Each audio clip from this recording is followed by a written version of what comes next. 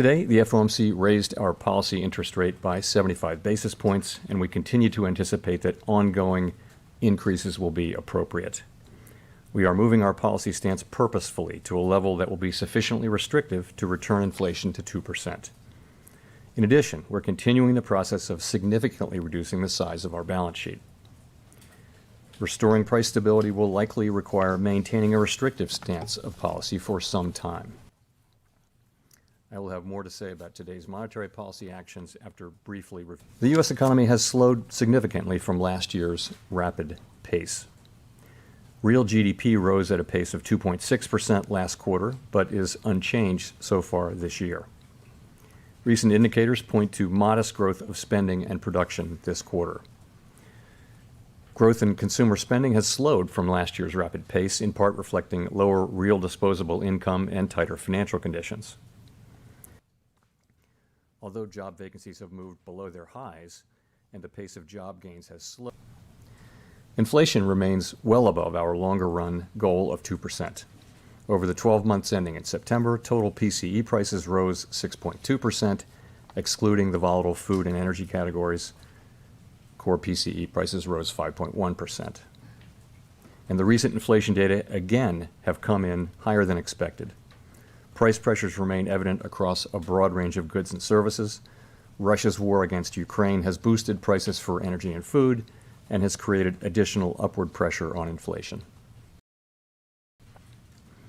Despite elevated inflation, longer-term inflation expectations appear to remain well anchored, as reflected in a broad range of surveys of households, businesses, and forecasters, as well as measures from financial markets.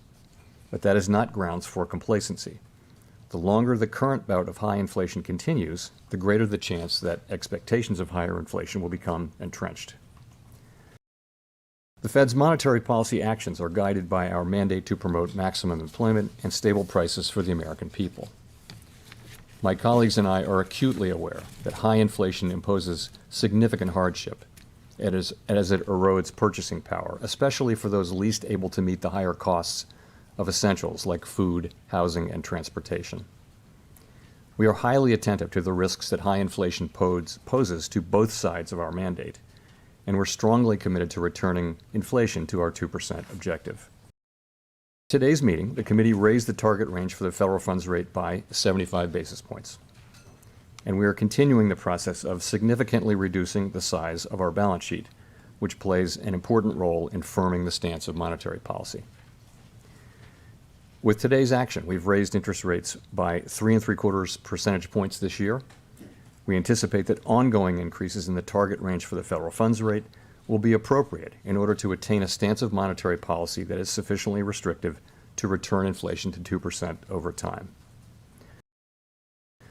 Financial conditions have tightened significantly in response to our policy actions, and we are seeing the effects on demand in the most interest rate sensitive sectors of the economy, such as housing. It will take time, however, for the full effects of monetary restraint to be realized, especially on inflation. That's why we say in our statement that in determining the pace of future increases in the target range, we will take into account the cumulative tightening of monetary policy and the lags with which monetary policy affects economic activity and inflation. At some point, as I've said in the last two press conferences, it will become appropriate to slow the pace of increases as we approach the level of interest rates that will be sufficiently restrictive to bring inflation down to our 2% goal. There is significant uncertainty around that level of interest rates. Even so, we still have some ways to go, and incoming data since our last meeting suggests that the ultimate level of interest rates will be higher than previously expected. Our decisions will depend on the totality of incoming data and their implications for the outlook for economic activity and inflation. We will continue to make our decisions meeting by meeting and communicate our thinking as clearly as possible. Thank you, Colby. Thank you.